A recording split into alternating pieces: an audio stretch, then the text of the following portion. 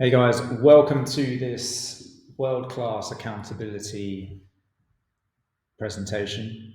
This is about how we use these tools to help with transformations of our clients. And so this is some of the secrets really of what we do. And it's heavily influenced by some of the things on the screen. So I'm a member of something called Strategic Coach by Dan Sullivan. So there is some influence from his tools and his thinking, which I'm going to attribute to him. So who, not how was a big one. 10x is easier than 2x. And then on the top right there, I'm also a big fan of this thing called traction. And traction is a business system actually. But I've used some of the principles from EOS shamelessly. I'm not an EOS implementer of any kind, but I really love that system. So if you think you want to know a bit more about how this all works, then go and read the book Traction, read some of these other books. They're great books and help you with your thinking. So these are some of the tools that we use on a weekly basis to help with some of the amazing transformations that we've managed to do. My name is Ben. I'm from Witterings Fitness. We do health and wellbeing transformations specifically for entrepreneurs, but also for some of the people in our local area, which is in the Witterings, in East Wittering in the UK. So first of all, what is exceptional wellbeing? What are we actually talking about here? So on the right is optimal functioning. I like to call it exceptional health. And we use the wellness paradigm at the top there. And we use something called the Big Five, which are basically all the tools that you can use to achieve optimal functioning. Now, medicine is very much in this treatment paradigm. So as we get sick, as we head down towards premature death, there are signs, symptoms, and dysfunctions. And the job of medicine is to get us back to this neutral point where we're no longer ill and no longer well. And most people feel stuck when they're in this point, and it's not a very nice place to be. So we can use knowledge, positive behaviors, measures of performance to achieve a better optimal functioning.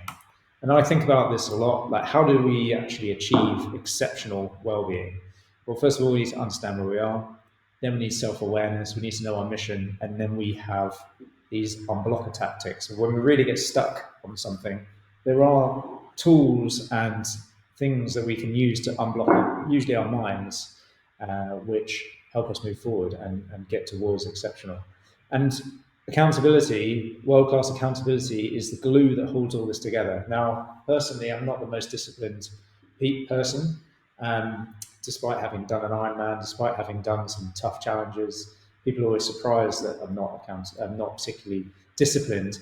But what I am is I'm not afraid to go out and get accountable, be accountable to other people, so that if I say something, if I say put something out there that I'm going to do it, then I have to do it, and it puts pressure on me in a good way to make sure I do it. So how do we achieve exceptional well-being? Well, first of all, this is it. It's 4 simple steps. First of all, you've got a GWC, and that is from traction. It means get it, want it, capacity to do it. I'll explain all that in a minute. Then we need vision, we need clarity, and then you've got to create a personal scorecard, and then you need to attend your level 10 accountability meeting each week. So GWC, it starts with you as the member. Are you a good fit for what this is? And this is coaching. Okay, this is not therapy. We're not here to just talk about things. We're here to get shit done. We're here to take action and achieve things. And you're going to need to take ownership. You've got to want it, so you've got to be hungry for a change. You've got to really want to do this and willing to do the work. You've also got to make the capacity to do it. You know, ask yourself, do you actually have the capacity? Are you going to make this time available? Are you going to study some of the materials that we have? And are you able to and willing to invest the time, the money it's going to take to get you to where you want to be? Now, I believe it's probably worth it if your mission is great enough. Of course, any coaching is. In this year, I've spent more money on coaching than I've ever spent, and I've got the most incredible results, more than I've ever got in my life. So once we've kind of identified that we're in the right state of mind with GW, we've got it, we want it, we've got the capacity to do it, we've committed to it, and that, you know, for us, that means taking on the right fit clients. Then you need to know what is your vision, like where are you going with all this? And I like to start 10 years out in the future and talk about these subjects here: health, wealth, family, reputation, love, children, because all of these things affect your health. But health is the center block of all of this, and health is the glue that holds everything together. So this changes over time, and that's okay. And we revisit this every 90 days. And like I say, it will change. There's a way to go through this, and this is the worksheet that we use. So there's lots of things on there. You can do a 3-year picture. It's about identity change over that time as well, thinking about that. What's your 1-year plan? And then we're trying to get to this thing, 90-day goals. And in EOS speak in traction, it's called ROCks. So 90-day ROCks. Now, after you've got your ROCks, you need to zoom right into daily habits. And so what we've done is we've gamified the habit tracking because we like a bit of game, we like a bit of healthy competition. So in EOS, they create scorecards, and we use it in our business. We have a scorecard, and it tracks our key metrics in our business. And so I thought, well, why not have a personal scorecard? And you can do this for yourself. And so we've done it, and it works really, really well. Okay, so this is what it looks like. We have an app, and in the app, we can see this is me. Have I celebrated my wins? And then I've ticked off the last 2 weeks, apart from one day. So I did pretty well on that one. I might click on one of the other ones, like drink water, and I might have missed a few days, or I might have not done one at all, but I committed to doing it. And so these habits are related to my 90-day ROCks.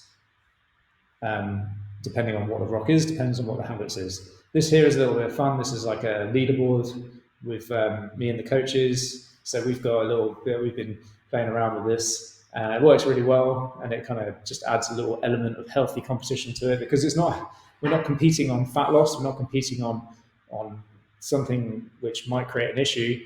We're competing on, did we do the habits? And you earn little badges and habit tracking. You get little rewards, and it all just helps motivate you and keep you along. So that's what you'll get if you're working with us. You get an app to track all this. If you're not working with us, you're just watching this and you can like the idea of it, then you can create your own spreadsheet. So you can create a spreadsheet with all the habits in it and just tick them off as you do it each day. That's how we used to do it, but the app's much better. All right, so you've got your scorecard, you're tracking your habits. Now, the next thing is something called a level 10 accountability meeting. The community you're in matters with this. The people you're with matter, because you're the average of the 5 people you spend the most time with. I like this idea of creating moais. Moais are groups of people who live in Japan, and they live a long time, and they're friends for life, and they meet regularly. There's a structure to their meetings, and they support each other through thick and thin. And so you're going to meet weekly for a level 10 meeting with your moai, with your accountability group. And this is the structure that you're going to go through. You always start with this thing, weekly wins. So everyone in the group shares what they've achieved that last week. And it's really important to do this because it gets us in the game and out of the gap. And that's another concept, another book by Dan Sullivan, The Gap in the Game. I've always done weekly wins or positive focus. Well, not always, but since I've started doing it, it's really helped me get into a more positive mindset with generally, most of life, to be honest. Then we have a scorecard review. Like, let's look through our habits, whether we're on track or off track. And all you're trying to do is just identify issues at this point. Then we go through our ROCs. Are we still on track with our 90-day goal? Because how many times have we set goals and then forgotten all about them? You've got to visit it, weekly to make sure we stay on track. And then you're going to have to-dos associated with your ROCs. So an example might be, one of my ROCs is to eliminate my back pain by the end of the quarter. And one of my to-dos would be to book a massage. So did I do that? And every week I'm going to publicly say what I'm going to do the next week so that I actually get it done. And then there's this thing called IDS, which I'll talk a bit more about in a minute. And then you're going to rate the meeting out of 10. If it wasn't a 10, then what would we do to make it better? So this is the system that you're going to need to get familiar with. And it's really easy once you've got the hang of it, and it's really efficient and keeps us on track. So this is the agenda. So you're going to start off with your wins, gratitudes, and gains. You're going to spend about 5 minutes as a group chatting about what your wins, gratitudes, and gains are. Very often at this point, we want to jump straight into challenges. Now, the challenges are there. You can talk about them later, But if your challenges are issues, okay, and in a minute I'm going to say, don't hijack the whole meeting with your issue. If you've ever been in a meeting and someone's there with an issue and they talk about it the whole time, it's really easy to get sucked into it. So we're not going to ignore the issues. We're just going to talk about them later. So here it says what your challenge is, why was it a challenge, did you learn a lesson from it, and then what's your specific to do from that. But you're not going to talk about it yet. We're going to save that for later. Here, we're just talking about the wins, the gratitude, and the gains, because we want to get ourselves out of the gap and into the game. It's really good to hear what everyone else has achieved around in your team. Then you go into your scorecard, and we can see individual targets in here in your habits, like I said earlier. And if there's an issue, like you haven't been doing it, just drop it down to the issues list. And the coach who's running the session, they'll be creating an issues list that you're going to talk about later. So again, try not to hijack it. Then we go into IDS. So when you're IDSing, this is identifying the issues, discussing it, and solving it. So you have 3 to 5 words to identify your issues. Then you've got, then you're going to discuss it as a team. So let's say we're in the scorecard and we're like, I didn't do my water. So your issue is simply didn't track water. And that's 3 words, and I've got the issue on the board, and it's going to be talked about later. Rather than, I didn't track my water, and I did it because of this, blah, blah, blah. That takes a lot longer, and you could spend 5 minutes making excuses as to why you didn't track your water.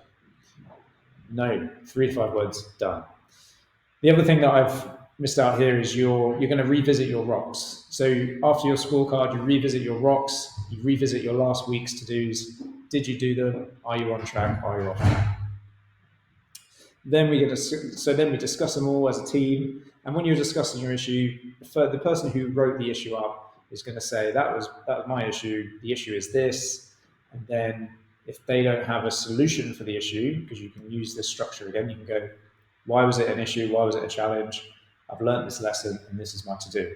They might have solved it themselves just by talking through it. But if they haven't and they need some help, then you can offer out things that have worked for you in the past. That's one of the best ways of helping other people, by offering what worked for you in the past. For example, I'm just showing you what works for us, and hopefully that helps you. I'm not telling you this is the best way to do it, because I'm sure there's other ways. When the issue has been solved, you cross the issue off and you move on to the next one. And most solved issues should have a to-do associated with it. Maybe there's a lessons learned, maybe there wasn't. And that's it. And then your final bit is, what would have made this even better? Because we always are seeking not approval, but constant feedback to make the meetings better and more efficient. So that is your world-class accountability system. I look forward to seeing the progress you make with it. And please rate my meeting, put comments below, rate the video, tell me what I could have done better, and I look forward to reading those. All right, cheers, and I'll see you in the next one.